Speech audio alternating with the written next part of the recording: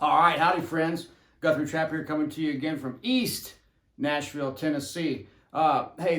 Just again, I always like to say this. Thanks so much for even checking out these videos and being a part of this channel. I feel like we do have a family here, and it's very cool. Thanks so much for all the positive comments and all that stuff. It's really motivating and inspiring to me at a time when, of course, you know, we need it badly coming off of the past year and just get back to being energized and excited about making music.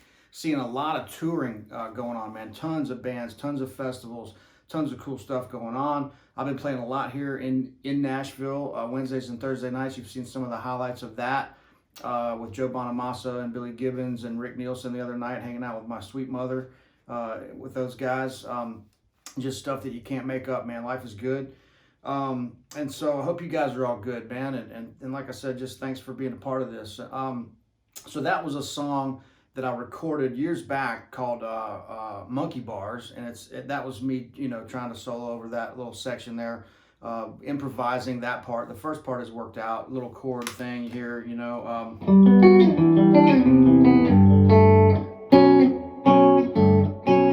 Do that two different ways, but there's a couple different things going on there. Just a rhythmic idea, and then, you know, a solo section, which is kind of over that 2 minor and then to the 6 minor. I kind of improvised that. We didn't play it like that on the record, I don't think. But that's some fun stuff, man. It kind of gives you a chance to free up. Playing with a trio is really cool because without any other guitar players or keyboard players in the band, when the bass player plays a note, there's a lot of different things. That leaves tons of different things and directions for me to be able to go to on the guitar without having those other instruments defining real big chords. So when the bass player hits one note, there's a lot of different things I can superimpose over that. I can play major, minor, if I want to. I could go, you know, playing over some different chords, superimposing different chords over other chords, and so and root notes mainly. So that's fun. Trio is very freeing, as you guys probably know. But anyway, I wanted to talk a little bit about a few things. One thing I wanted to share with you guys is, as of this past Thursday, which was just a couple days ago, I decided to hang up the booze. I am no longer drinking anymore. I'm really excited about it. I'm already feeling, you know, better and really good, and I just wanted to share that with you guys. I'm excited and motivated to keep that going, and I know, you know, there's a lot of you guys out there that have done that, and man, you know, it's just time to do it. Time to get serious. So there's that. Just sharing that little, you know, thing with you there, personal information with you there. But aside from that opening bit there, I wanted to talk a little bit about like getting into some kind of beginner stages of incorporating a little bit of jazz into your blues. And so there's a lot of these 3-note chords that I'll play when I'm doing just like a swing blues. First of all, it's real important that you have a fundamental of just the straight up blues changes, right? And so that would be something like this. If I'm swinging along with my, and we're going to be playing dominant 7 chords, where I'm playing, like if I'm in A7, I'm using this tritone, the major third, the flat 7. So that right there is your really the foundation of a lot of things. If you can look at this, if I'm going A to my 4 chord D, it's just that tritone moving back a half step. If I go to E, it's up a half step, back to D, up to A. So when I put the root in there, I'm just playing these 3-note Freddie Green style chords, who was the guitar player with Count Basie. He had a archtop guitar with real high action, and he played these real clean voicings just to get, you know, basically concentrating on the tritone, the major third and the flat 7 over the 1. And so these voicings were really clean, as opposed to these big wide chords. They were just really tight and inside and like right in here. So they sound like this. You see, when I go to my 4 chord, I'm just moving the tritone down. The fingering is very important.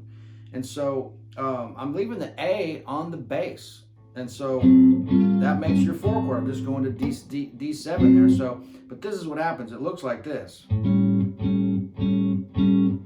And the right hand is very important. Just those nice downstrokes, swinging rhythm. It's very important to get the swing feel with your playing, because the blues is going to make everything else you do have a nice swing feel to it. You're going to be able to you know, use this for the rest of your life in all different kinds of music. It's really important to get a good handle on the blues. You've heard me talk about that a lot. So with that being said, getting it back to this change, just a straight blues change. 1, 4, 1, 4, 1,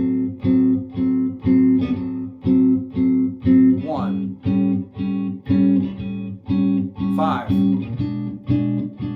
4, 1, 5, 1. And that starts to cycle over again, the progression over again. So that's one of a bunch of different blues progressions there are. But that pulse, that heartbeat of when to go to the 4 chord, the 5 chord, and the 1 chord, that is crucial to learn and have that like breathing. That should be like breathing to guitar players.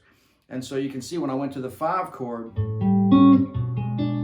I played the tritone with my first and ring finger, the B in the bass, the 5's in the bass over the E7, your 5 chord. The D7 with the A in the bass is your 4 chord, and then your 1 chord, A with the tritone. Now, if I want to superimpose a B minor 7 before going to the E7,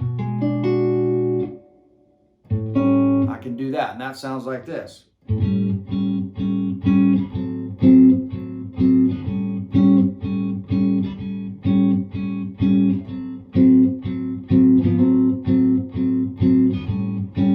Right here.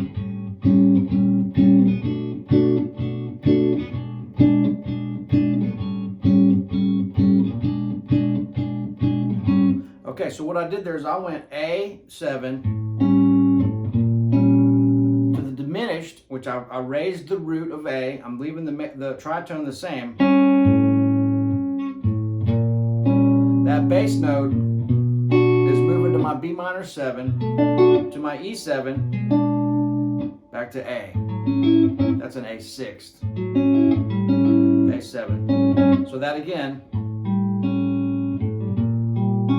you can see my fingers switch though. I went raise the root, that tritone stays the same, then B minor 7 to E7 to A. That's a 2-5-1 they call that. So to outline that, and this could go on forever, but to outline this is what's going to happen. I'm going to go and watch this move. This is the move of the day right here. It's from the 1 to the diminished to the 2 to the 5 to the 1. So this is the beginning of playing jazz and how to incorporate a little. Don't let the word jazz scare you. We're just incorporating a little bit of jazz into our blues. So this is how this is just like how I teach playing over chord changes. It's the same concept. And I got to tell you, if you want to check those out, look at the links below. Zoom and Skype lessons have been going great, doing a ton of those. And then, of course, Artist Works is the greatest, which is, beginner, intermediate, advanced. It says country guitar, but all the fundamentals I teach on there are what changed my life when I was a kid. That's what you got to check out. That is the only shortcut to this. And it's not a bunch of theory. It's what professionals use every day to navigate our way through the music industry and sessions on the guitar, playing music with our ear and our feel, and using these fundamentals to map out the fingerboard and have these different vocabularies and options on where to go. And so definitely check out the links below and all the Instagram and social media. I got to promote that, man. I mean, we're at a time now where that's what we do, And so got to do that. Thanks for checking that stuff out. TikTok, Instagram, Facebook, and then of course YouTube here. But anyway, thanks for that. No longer doing the Calendly bookings, by the way. We're just doing lessons through bookings@guthrietrap.com. So that's the email for that. You can find out all that on my website.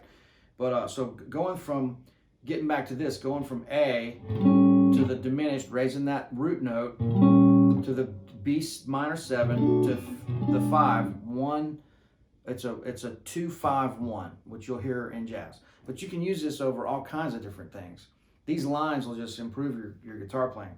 So I'm going to go over the A chord. I'm going to go 1, 3, 5. Then I'm going to sharp the 1 and play the 3, 5 again. Now watch, B minor triad, 2 to my E7. So again, that's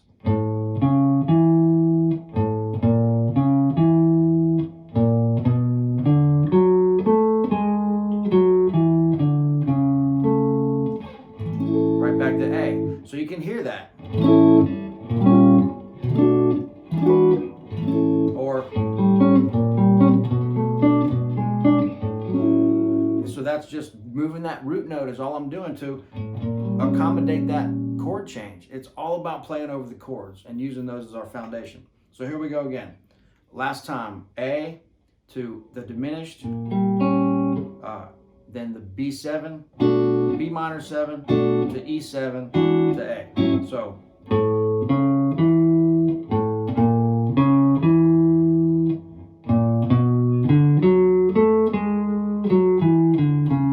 as soon as I hit that major third, that that's E, because that to the major third of A. So that again.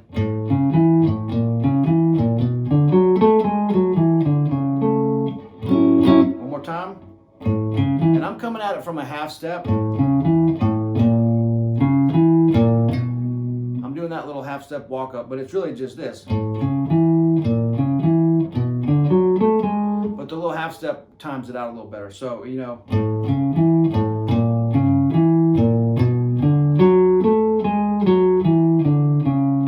And just down the scale. You can use a major 7. You can use a 6th. Or you can use dominant 7.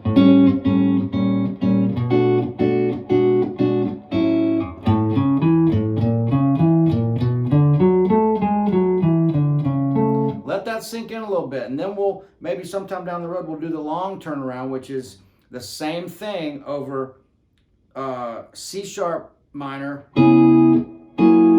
F sharp 9, B minor 7, E9, A, back to the root, right? So that, you know.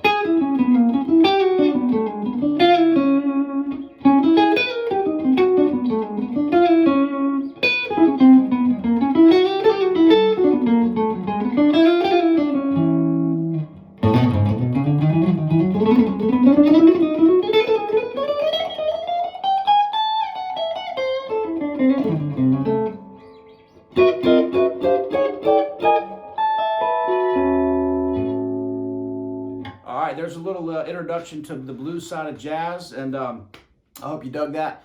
Sorry for the inconsistency on here. I'm just trying so hard to stick with this program on the YouTube, but it's very hard. It's been super busy around here, and like I said, so glad things are coming back. I'm feeling good, inspired, and man, let's just keep it rocking. Thanks a bunch, you guys, and we'll see you real soon. All right, bye.